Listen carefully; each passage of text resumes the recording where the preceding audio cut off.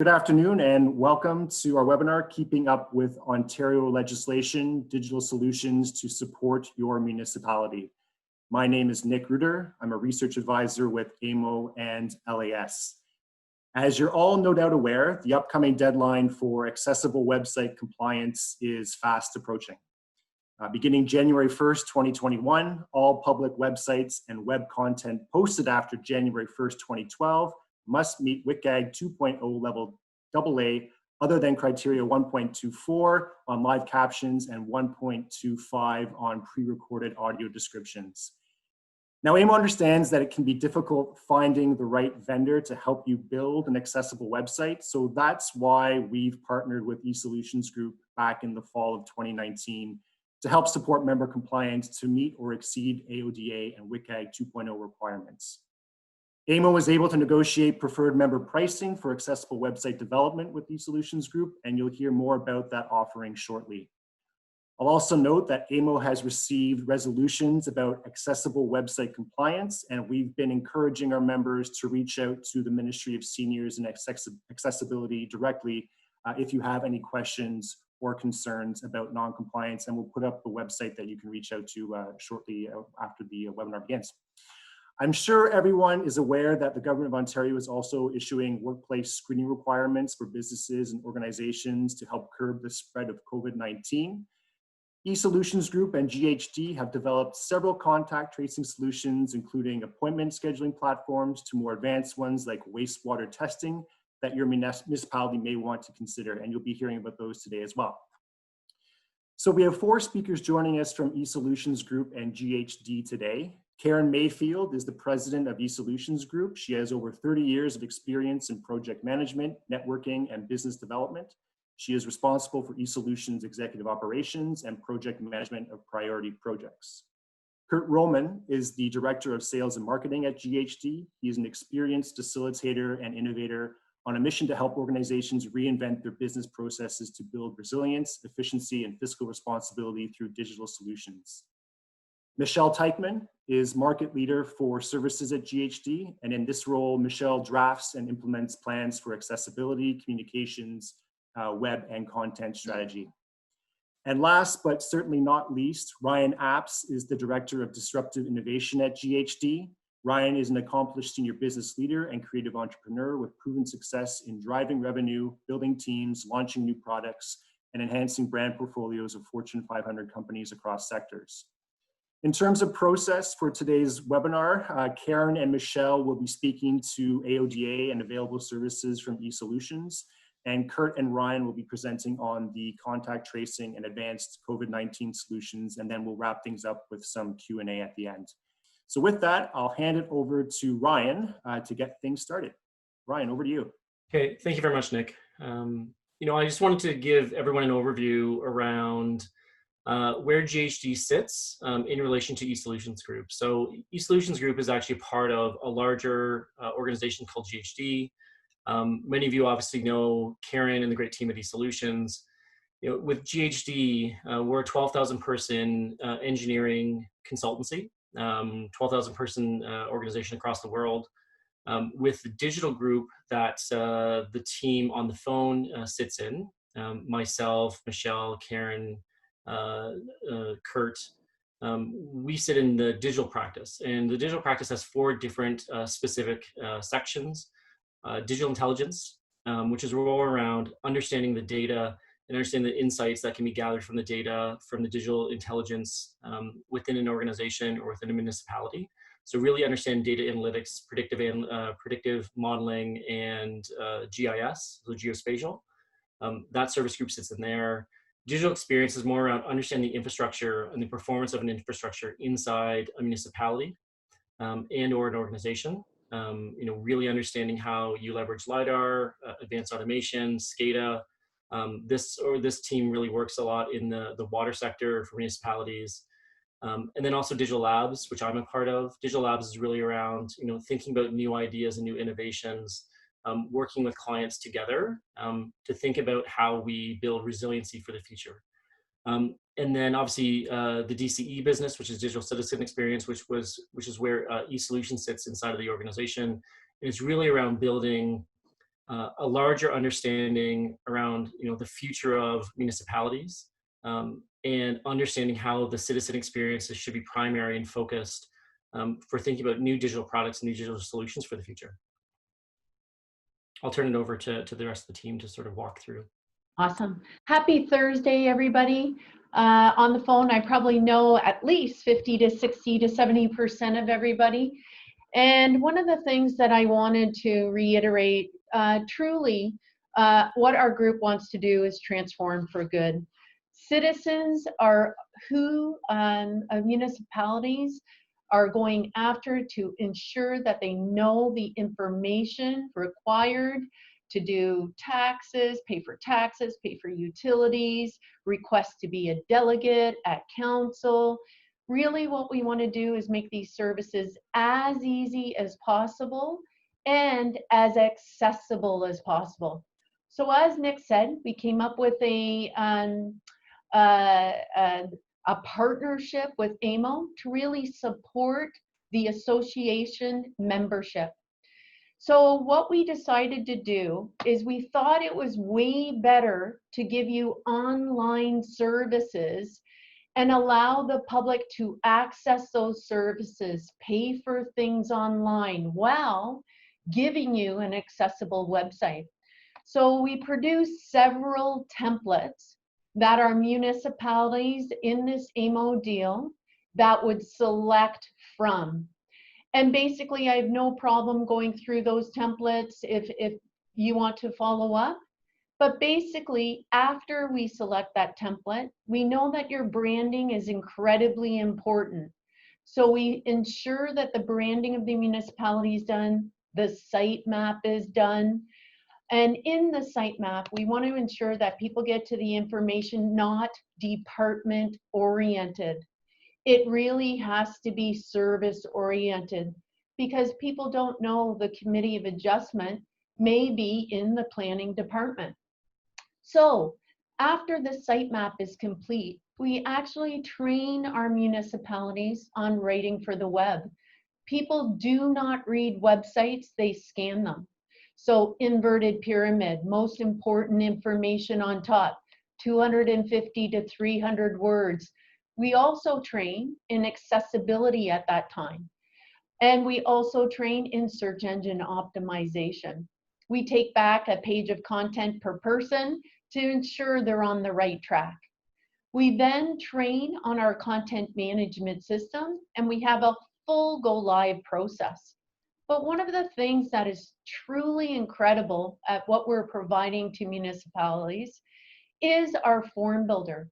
This form builder has the opportunity for anyone with no coding to set up dog licenses, FOIs, anything to do with e-commerce, get the proper financial report so you can include it in your GL or your general ledgers, and you can do digital signatures. We have a partnership with Notarius. Also, if you're a more advanced municipality, Form Builder can actually integrate into any third-party system. So work order systems such as Amanda, or CRMs such as Lagan or Salesforce. So really, we're making smart cities and alleviating the work for the staff as well as the citizens. So that's only a start to what we do. We want to get you running with an accessible website. We want to ensure that people can pay for services online and go live, but we also want to keep staff safe. And we have our bids and tenders platform. In the bids and tenders platform, it gives the ability for you to put all your tenders online and also have the vendors actually reply to those tenders online, ask questions with an automatic addendum, have emergency vendors. You can also do vendor performance, vendor evaluation. You can track all WSIB and insurance and automatically have the vendor upload it to the system. So it makes you more efficient and more effective, and it keeps you safe. So after that, So that's all for $20,000, and we document absolutely everything we do for you. Hosting would be on top of that. And then we're always innovating with our clients, and our clients are incredible. They're part of our user group. What do they need to be more efficient? So it might be recruiting applications or appointment applications, which we're going to show you, or Simple Track, a COVID application. For advanced people, what we want to do is have a single identity with the citizen where they can log in and do anything they want based upon their personalized preferences. So we truly want to be partners with our clients, and we're so honored to work with the people that we do. I'm now going to hand it over to Michelle, and Michelle is going to talk about the accessibility and how we can help in the accessibility. Michelle? Thanks, Karen. So it's nice to meet everyone. Like Karen, I probably worked with a lot of you already. So if my name's familiar, I may have gone down and met you in person in the last couple of years. Unfortunately, that won't be happening right now. But today I'm here to talk to you guys about accessibility. So I know that there's a lot of rumors, there's a lot of confusion around some of the dates. So what I really wanted to do today was focus on exactly what the Ontario government is saying. I spend all day taking phone calls, basically speaking with people about web compliance. And I'm noticing that there's a lot of trends toward, I heard from A, who heard from B, who heard from C, that this is being extended or the reporting deadline's extended. So I really want to talk today about the actual deadlines as they stand and then what we can do for you. So just for starters, the law still states that for January 1, 2021, for the public sector, okay, so that's all municipalities, by December 31, 2019, you had to file your last compliance report. Now, the next compliance report is due December 31, 2021.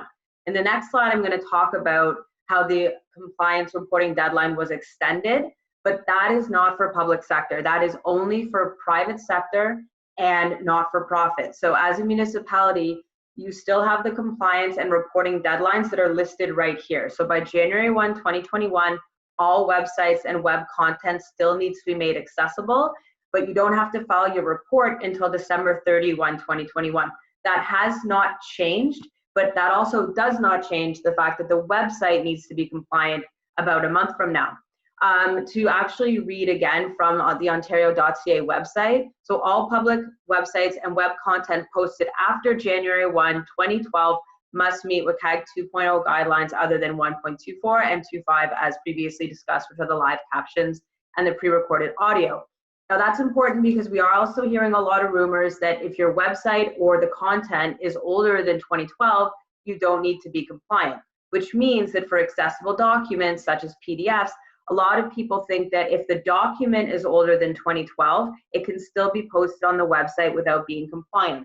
So that is a little bit of a misunderstanding because if it was posted after 2012, it needs to be compliant. So even if it's from 2010, it needs to be compliant if it was posted after 2012, or if it's appearing on a website that is new or has been significantly refreshed since January 1, 2012.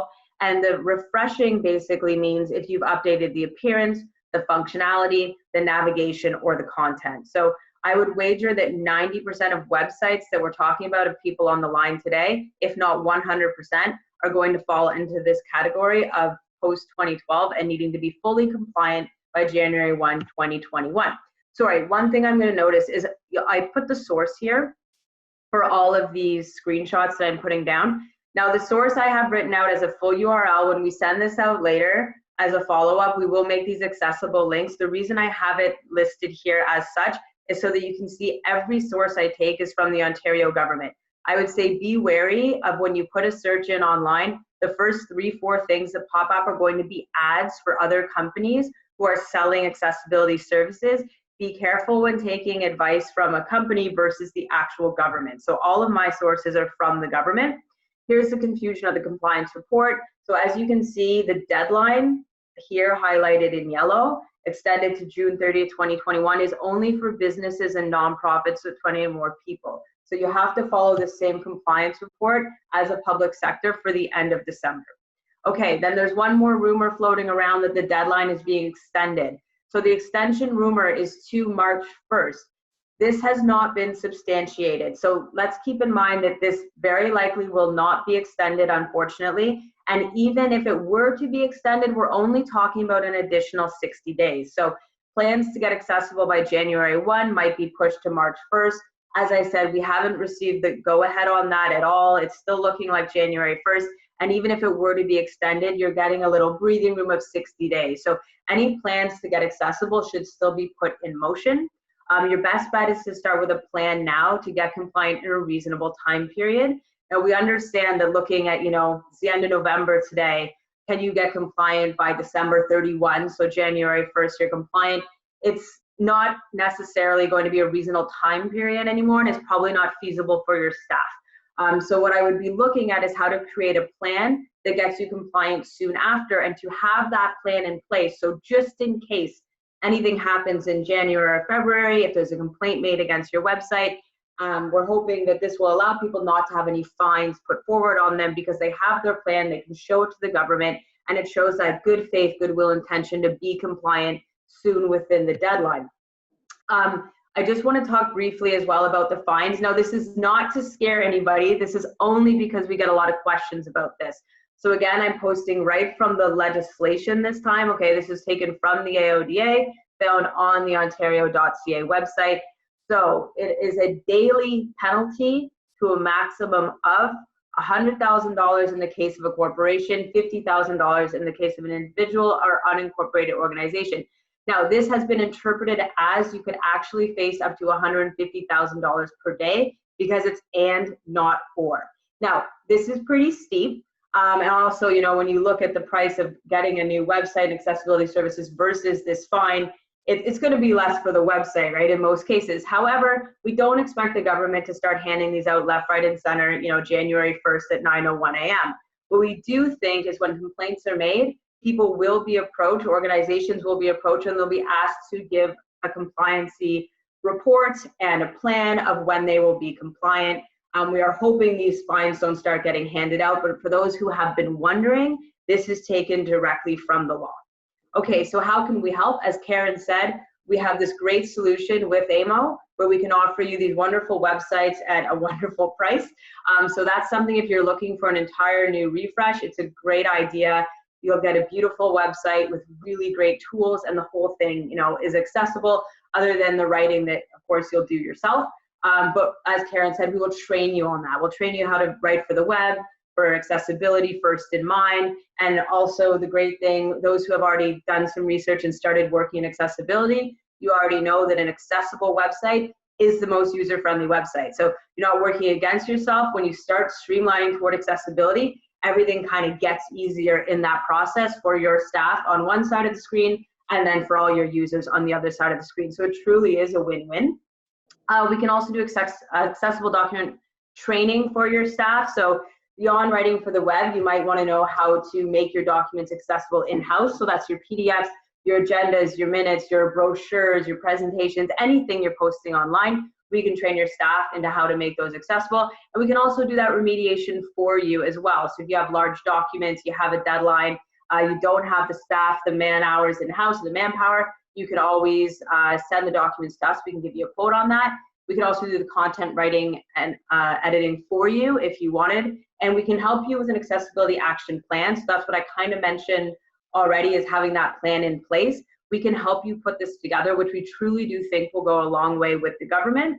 And then if you are currently a client of ours, we can also run a scan on your website and provide you with a quote to fix up your development and technical content issues if there are any appearing on your site. And just a little caveat that right now, due to the late date in the year, we can't guarantee that we can make anything accessible by January 1st, but we can work with you to either maybe do part within that time frame, part afterward, or schedule something for early in the new year, something that shows you have that plan ready.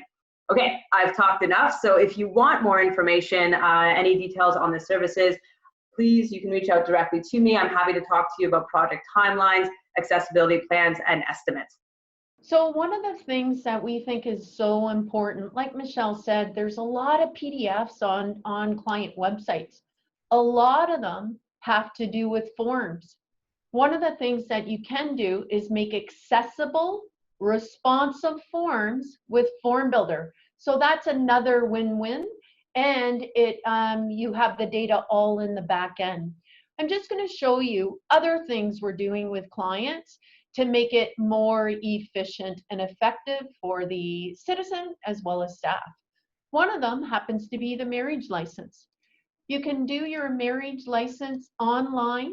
You can pay for your marriage license, and then you can schedule the application to come in. Now, some people will say, well, what about the pre-printed documents from the government? We have a full back end where you would look, make sure the information is correct, and then you'll print it on the pre-printed forms, put the marriage license number on there, and then basically you also have the ability to do a report for the government on a yearly basis or on demand of how many marriage licenses you've done. And we all know that the marriage licenses have also changed. So that's an adjustment we do for our clients that have our marriage license. So coming from a form, what's really cool is if you're coming from a form, you can immediately go into the appointment booker and it knows where you're coming from.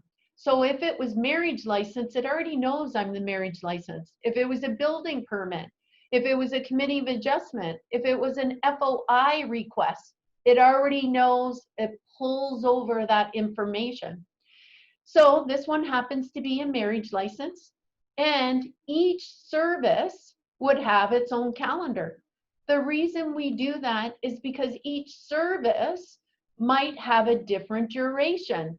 So for example, a marriage license might be 30 minutes, a FOI might be an hour, a building permit might be an hour and a half. So we want to give them the capability of having that different time slots. When you book your appointment, you would immediately get an email saying, thank you for that appointment. Here's your reference number. This is where you have to go. Please arrive 15 minutes early. And per service, you're going to give them instructions. So for example, if it's a marriage license, it might be 2 pieces of ID and your divorce declaration. If you're unable to come to the appointment, let us know. If you want to cancel, and you could say, by the way, your money will not be refunded. Again, this is per service. From an administrative perspective, you have the ability to log in. And when you log in, the administrators log in, they will have a dashboard. So for example, if somebody calls in, you want to actually schedule it through the system, because you can generate today's schedule. You can also, we have an option that you could also link into Office 365. So let's say somebody's sick and they had a whole bunch of appointments. They could come into the system and they could reschedule. Due to unforeseen circumstances, we have to reschedule your appointment, or please reschedule your appointment. On the configuration, this is where you would have the ability to set up your service calendars. So on this particular one, committee of adjustment, marriage, FOI, general inquiries, business licensing. And this is where you would set up the available times. So this municipality works awful hard, 6 in the morning to 7 at night, 30-minute intervals, 10 appointments per interval.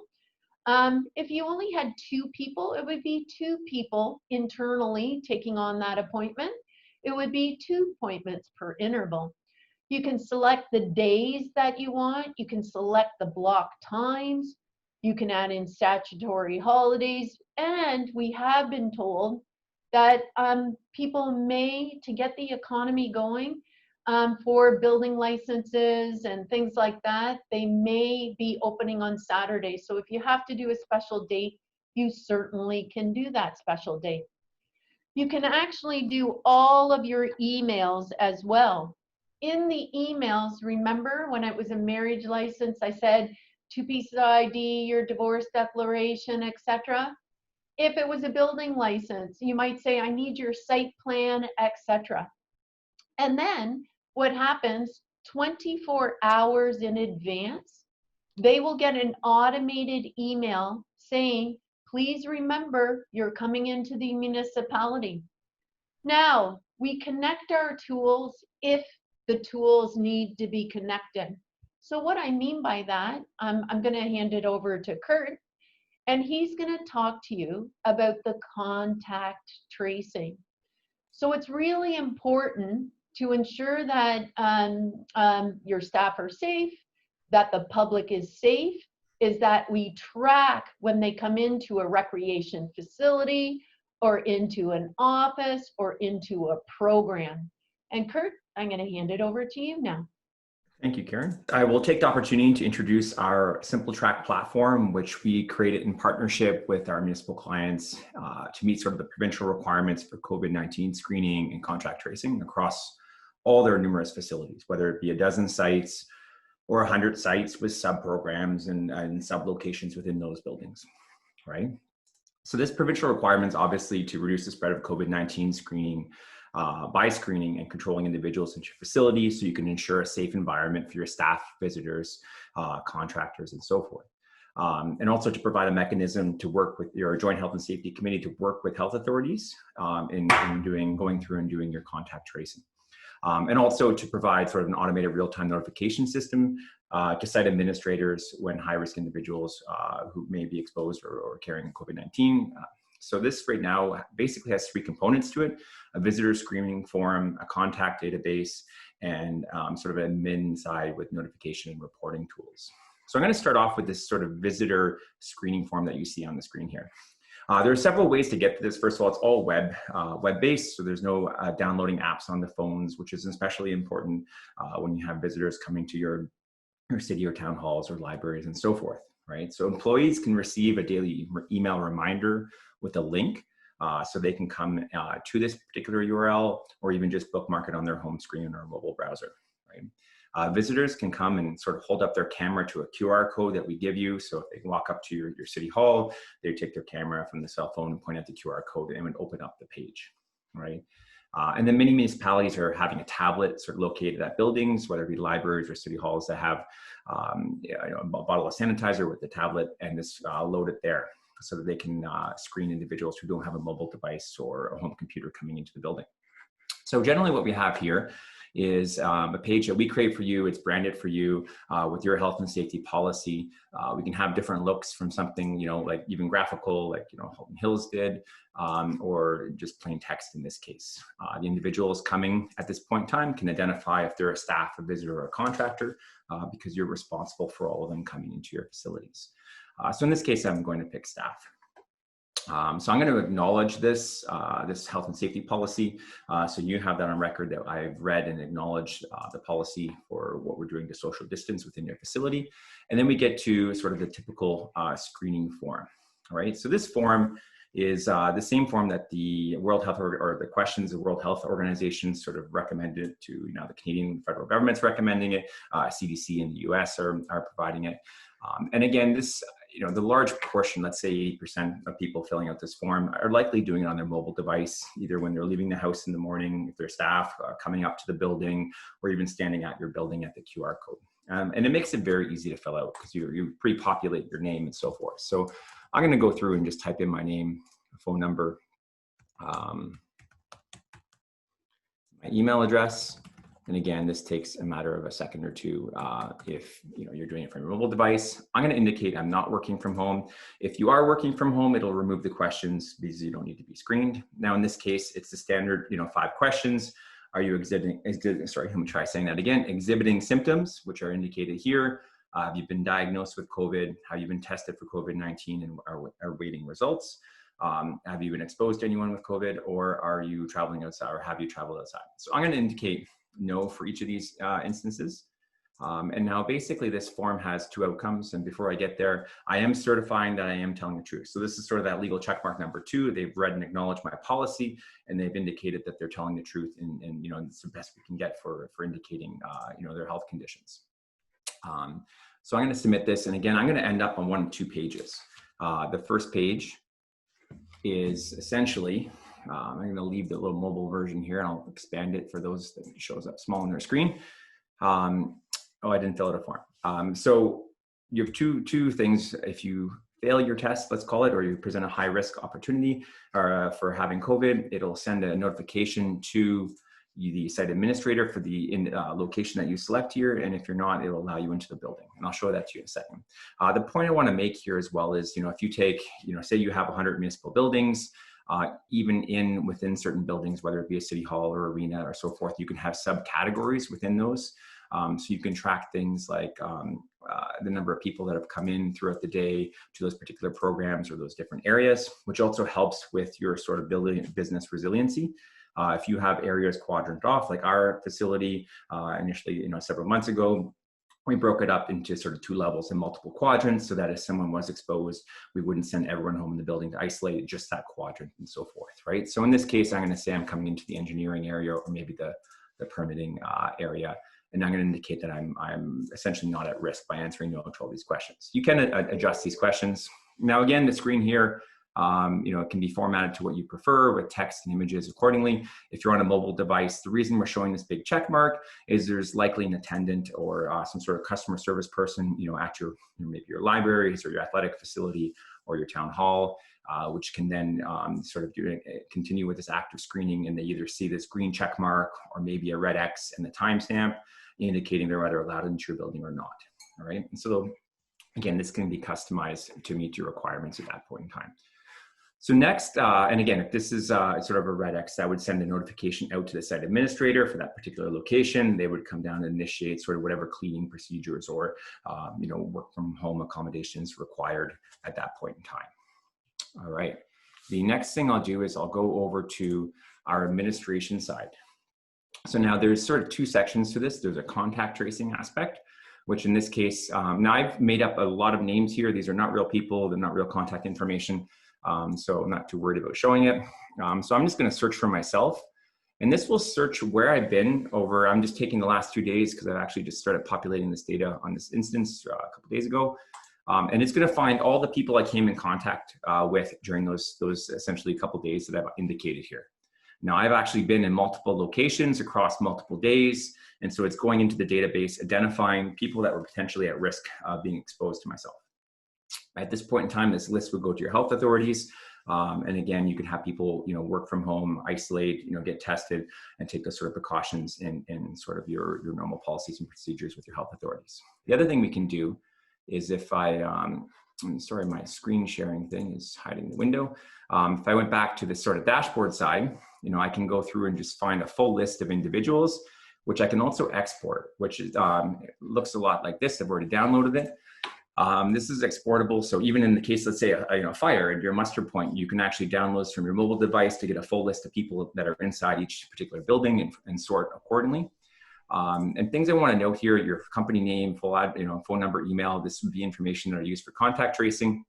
Again, the facility location and sub-location. And if you have contacts, administrative contacts attributed to those. Now again, we're identifying if they're flagged or not. We're not recording if they have temperatures or what their temperature is, or if they have a runny nose or anything like that. So that we're sort of best in line with the Personal Health Information Protection Act and some other attributes associated with that. And we're also tracking the date in which they're logged. All right, so that again is exportable. You can have that. I can come down also. And again, I just started this instance, I think a couple days ago. So apologize for the lack of data here, but you can see again how many people are coming into each particular location or even sub-location during that time frame, which allows you to take a few measures on occupancy. You can set limits for each of those locations and sub-locations so that if it goes above the limit, an email notification will go to that site administrator. Again, if you're trying to limit the number of people in a particular after-school program or going through a library in a given day, that would assist you in doing that. Here with access restrictions, these would be individuals who presented risks and preventing them from coming into the building. You can track this and it allows you to understand where to sort of focus your cleaning resources. If you have 100 buildings, you can focus that attention to maybe it's the library or the athletic facility and so forth, and you have data to support those decisions. The activation side, is essentially, now in this case, I have a limit of 100%, but a lot of our clients are sort of doing cohort type work environments where half the team comes in a couple of days a week and the other half the other week, so that they're hitting 50% activation levels, meaning 50% of your staff are coming back in a given day, and it sort of tracks that. This adherence monitoring is in line with a sort of multiple functions. First, we send out email notifications to your staff members on every given day to remind them to fill out the form. When they fill out the form, it tracks those individuals. And again, I only have one day here. So at the end of today, it'll log the data point for today.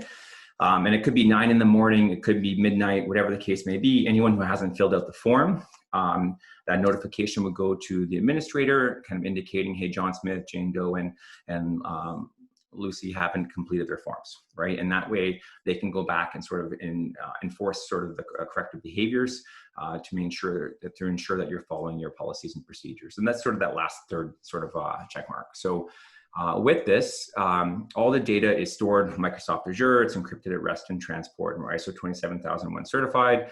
And again, all the primary servers in Ontario and the backup in Quebec City. So, we're in line with all the best practices and people and so forth to aid you in your contact tracing and screening processes. I think at that point, Karen, I could probably pass it back to you. And I think we'll pass it to Ryan. Oh, Ryan. sorry. My apologies, Karen. I was supposed to pass it there. Sorry, Ryan. That's okay.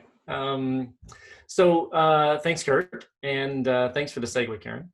I sit on the GHD side, more specifically on the engineering side. My job is to really think about innovations and work with different organizations, whether it be municipalities, regions, private companies, or publicly traded companies, and think about how we triage and manage and build resiliency for them. A big part of our focus when COVID hit, we actually had to pivot our organization because the needs of our clients dramatically changed. In our team across the organization, our digital team, our engineering team, our advisory group, we all joined forces to understand how we can build resiliency for our clients across sectors. And what we really did is we really tried to understand, the 4 key pillars of how we actually can help our clients. One is, through citizen and workforce safety, making sure that we are building and managing and understanding the nuances of what's going on, region to region, what's going on, across Canada, what's going across in the United States, in terms of the safeties and protocols. And I think a big part of that was getting together collaborative teams, and the collaborative teams really from our side, engineering, advisory, digital, and then also on our client side, really understanding, how do we get the safety teams? How do we get risk management? How do we get operations? How do we get the public health involved to be able to make sure we understand what's going on? Through that, obviously operational efficiency. We know that dollars are tight for everyone right now. So how do we actually make sure that we're building and creating solutions that are really efficient in terms of sharing data in the background? Karen and Michelle and Kurt also displayed a large part of our solution base that's really around sharing and monetizing data to make sure that we're building efficient solutions, not necessarily in the short term, but in the long term. Another key point of that is regulatory compliance. How do we deliver compliance for municipalities? How do we deliver that compliance for public companies and private companies? Because the compliance is changing, right? And it's changing for the better to make sure that we're all safe, but we have to make sure that we're providing compliance across for government protocols. And then obviously innovation. So if we're going to build something, how do we make sure we're building something that's smart, that's really focused around stakeholder and client engagement, making sure that we're putting really the customer or the citizen at the core of this, that we're making it easy and simple for them. Through this, what we did is we actually created our 3 R's, really respond, recovery, and resiliency. Respond was very much, how do we get out and help organizations react? We're coming out of that, obviously, we're in this sort of the recovery phase, depending on what municipality, what region, or what organization you are. And now we're moving into this resiliency. We don't know how long this is going to last. So we're trying to help work with organizations to say, let's build solutions or create solutions or implement solutions that actually have some longevity, that are also smart, that actually work within your frameworks of your organization or your municipality. And really the 3 R's are really around how we actually sort of work in conjunction with our COVID response team.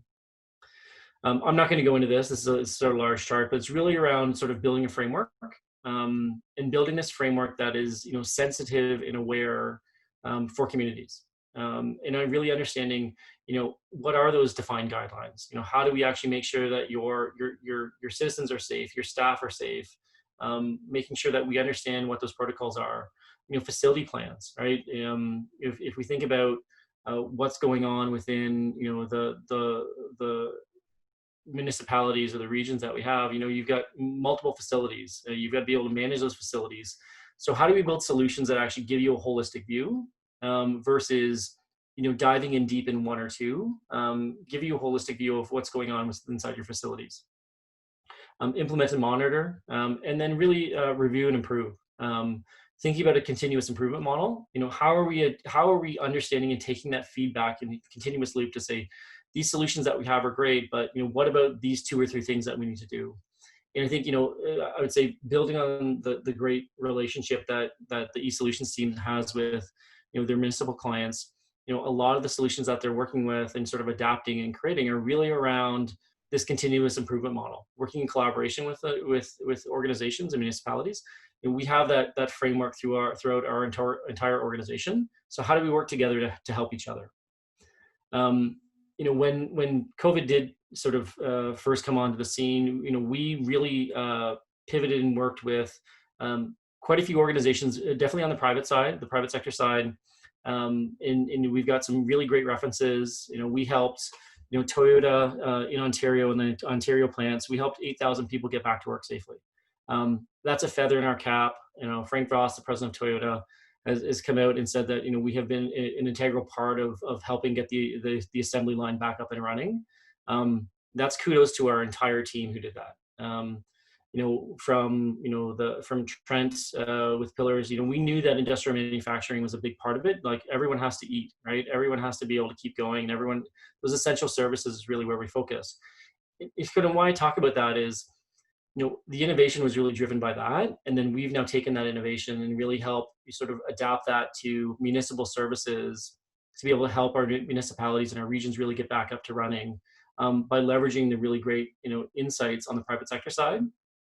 So, we've got, I've been a part of our COVID response team from day one, installing thermal cameras, managing facial recognition installations across organizations, developing new solutions that are really client-centric. And that's really sort of what we're going to walk through today. The one that is very sort of new on the scene is really, COVID-19 wastewater testing.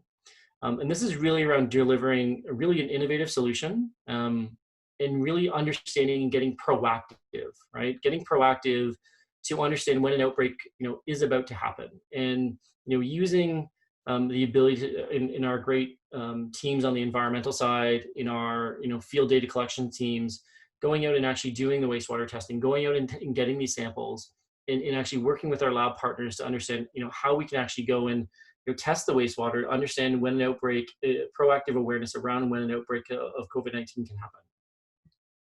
This is I'm going to be cognizant of time. But really what this is actually going out and this has been in the news, quite often over the last really, 4 to 6 weeks. We've developed this service in conjunction with one of our global lab partners. And it's really around getting anywhere to 3 to 5 days advance notice of symptoms throughout a facility and or a wastewater testing facility. We're working with clients now on the education side.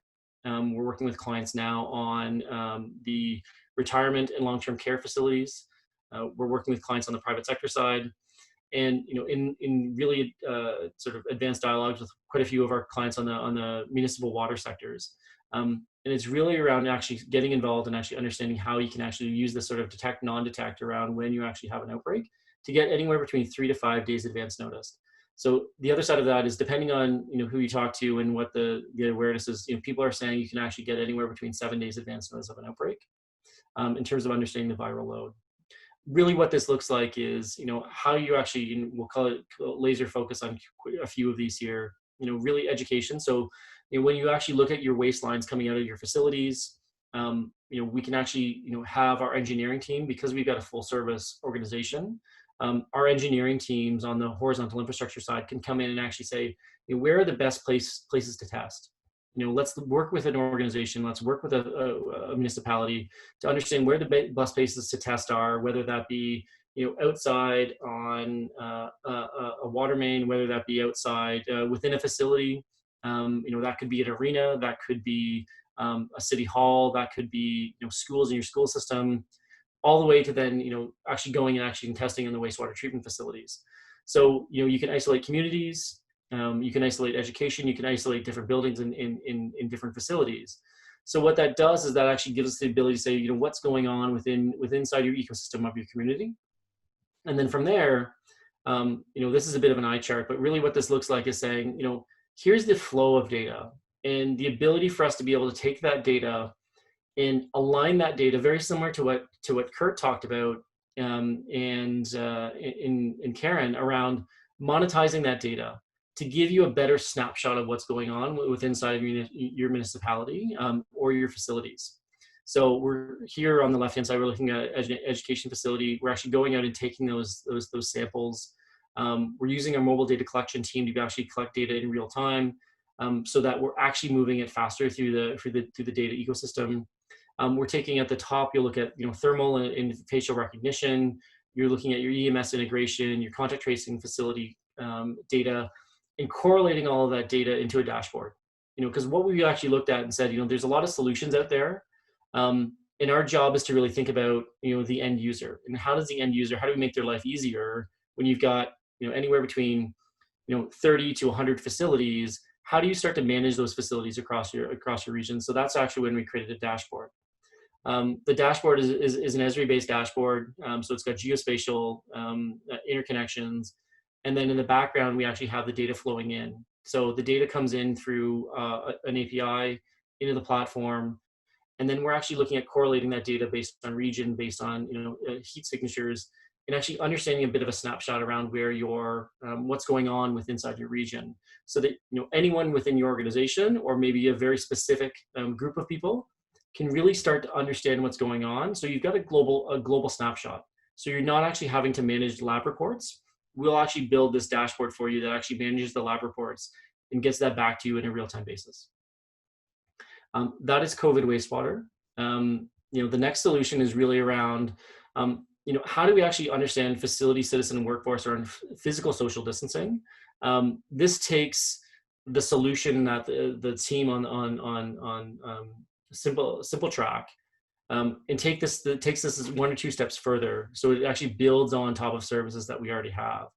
And this is really around how do you actually track people inside your facilities by using key cards. And these are really simple, physical cards. A lot of people, organizations that we're working with right now, they're actually replacing their badge cards. And they're Bluetooth low energy. So what they actually do is they actually have dual purpose. So it can be your daily badge that you use to swipe in with RFID. And then it actually has a Bluetooth low energy signature that actually tracks you around the facility. So what this does, it actually gives you a real-time snapshot of where people are inside your facilities. And what that does, it allows you to then say, I've got a wearable tag, we've got a Bluetooth gateway that is actually set up inside the organization. There's an API that actually shares the data. And there's actually a Power BI dashboard that actually allows us to customize what this looks like. I'm not going to go into all of this, but really what it is, it's really around sort of tracking, staff tracking to make sure we understand where that physical distancing, that what it does, it actually allows you to specifically highlight areas if there is really an alert of 2 people that might have had a contact with an infected individual. What it then does is allows you to be able to sort of isolate and disinfect that area. versus sort of, I'll use the term carpet bombing.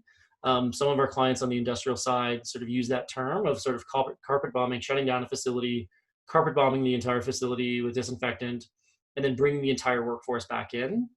That's a very costly thing. It's a very timely and sort of, it takes a lot of time to be able to do that. And it's very disruptive. What this does, it allows you to be able to highlight specific areas because they're actually using a specific device that allows you to track. So it's very cost effective.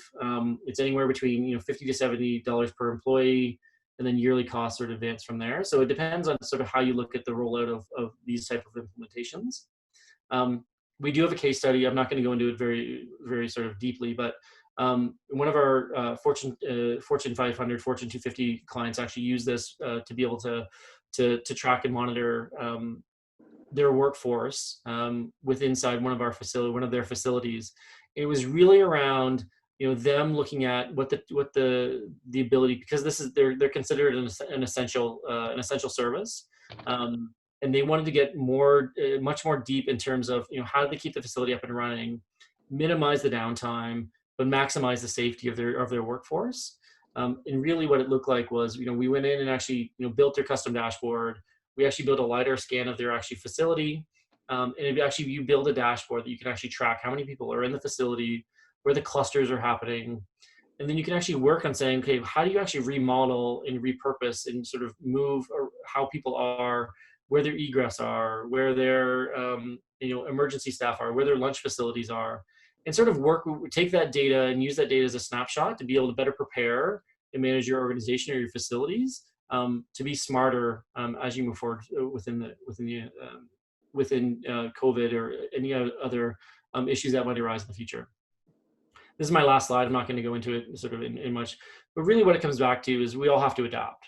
And I think that the team, on the phone here, and the team sort of working hard to be able to help this, we're adapting and we're helping, organizations really understand what are those key decision-making opportunities and sort of what are solutions that are really sort of fluid and adaptable inside your organization, that are cost sensitive, right? That, we understand, where you are and what's going on, and, we want to be able to help. And we've got a really great team to be able to do that. So, I'll turn it over to the team for questions, but if you have any questions sort of leaving here, please feel free to sort of reach out, and I'm happy to help with the rest of the team.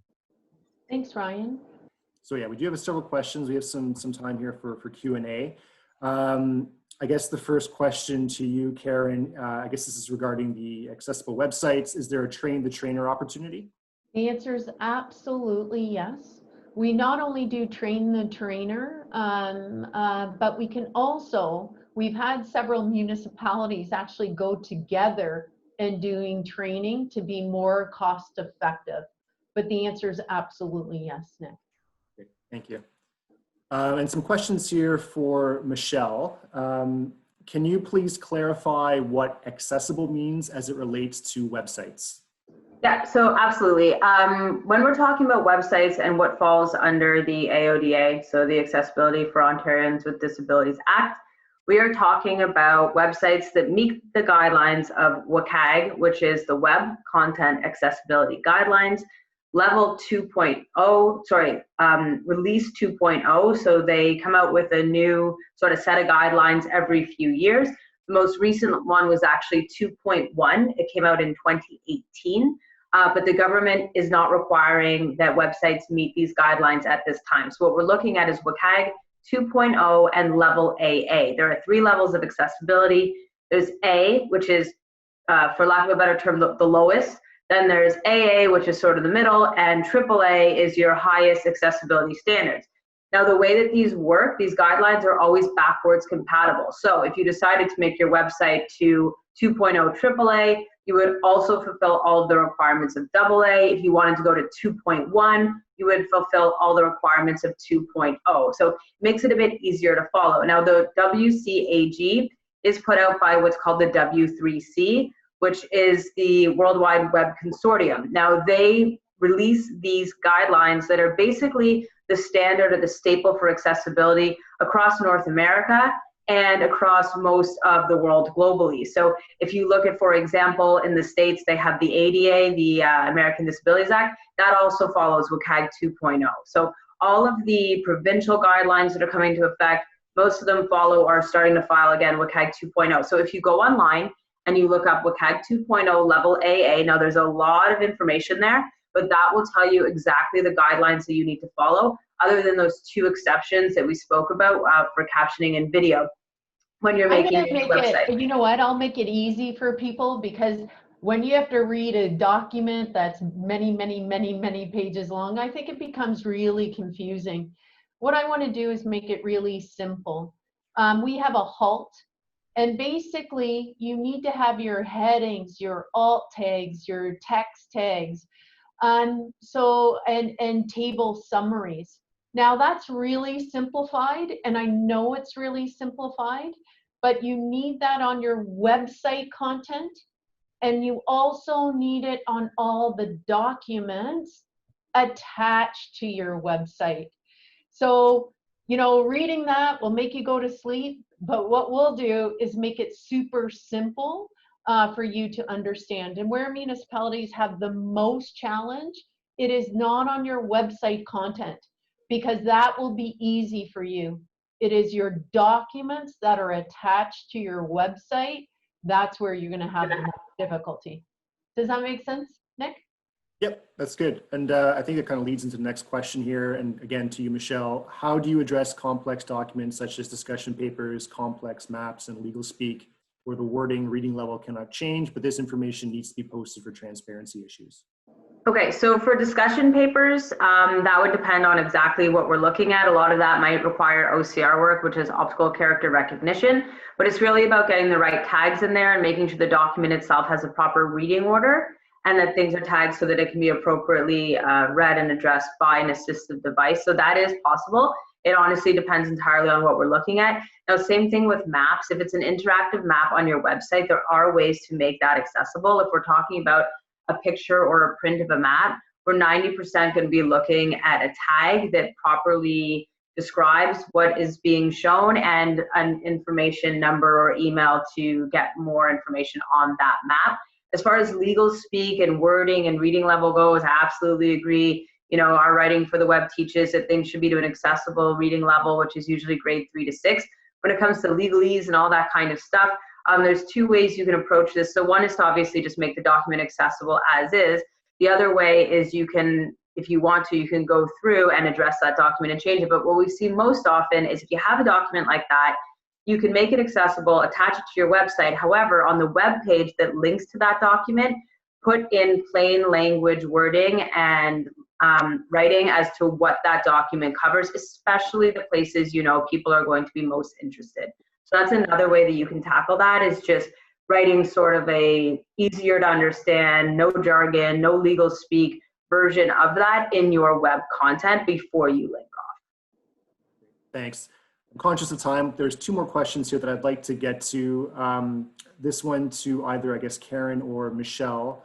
What is anyone doing about closed captioning of videos? Can eSolutions or AMO assist with that as well? That is a concern for my municipality since YouTube seems to have expired their auto-generated captioning feature, community captioning. Michelle, I'll leave that one to you, because I think they've, honestly, I think they've gone back and forth on that one with the accessibility rules, saying, yes, you must have it. No, you don't need to have it, because part of it, they were saying that technology has to keep up in order to make it a requirement, but I'll leave that one with you, Michelle. Okay, yeah, so that's the thing. A lot of our clients were using YouTube and then they were double checking because YouTube would make a lot of errors a lot of the time in what it was transcribing. But just a reminder that under this law, the exception is 1.2.4 and 1.2.5, which is live captions and pre-recorded audio descriptions. So if you're thinking about January 1, 2021, those are actually your 2 exceptions. There is different software that you can use, however, to get those auto transcripts, and then you can go through and verify them. That's something that actually, if you want to send us an email, we can look into further and answer you on that. I know that some of the, for example, for our webinars, Some of the webinar technology that we use does auto transcripts, and then we just double check them and send them out. So it really depends the technology you have. Again, your budget for what's free versus what's paid and exactly what you're looking to accomplish. So we can help answer that in more detail, but in general, if you're thinking about the coming deadline, those are the exceptions. Great, thanks. Question for you, Karen. I've got a question about payment options for, I guess, the website offering. Do you offer any payment plans, after sales and service fees, et cetera, et cetera? Yeah, absolutely we do. We've had several municipalities saying they only have budget this amount for this year, and they won't have budget approval till next year. So the answer is absolutely yes, we do payment plans. When it comes to hosting fees and ACMI, denial of service and all of that, there is a fee for those ongoing. That's a part of our AMO deal. And there is, I can do a little bit of a break on that, but absolutely those fees are not, we don't do those fees until go live. But the answer is yes, Nick. Thank you. And in terms of sharing the presentations, I'll look to my colleagues from eSolutionsGroup and GHD, if that's okay, if we could share these with the group afterwards. We can? Okay. Absolutely. Perfect. Okay. So I think I'll wrap things up right there. If members are interested in any of the services that were addressed in today's presentation and how it can help your municipality, please reach out to Karen and her team. Their contact information is there on the screen, and they'll be happy to discuss how any of the eSolutions services can be implemented in your municipality. So that concludes our webinar. As I mentioned, we will be posting it on our YouTube channel. And if you've enjoyed what you heard, please click subscribe to receive the latest updates on the activities of the association, as well as past AMO webinars and updates from the AMO president on the work from our board of directors. So thanks again to Karen, Michelle, Kurt, and Ryan for joining us. And thank you all for listening and participating today. Take care and be well. Thank you. Thank you Have very a much. wonderful week, everybody.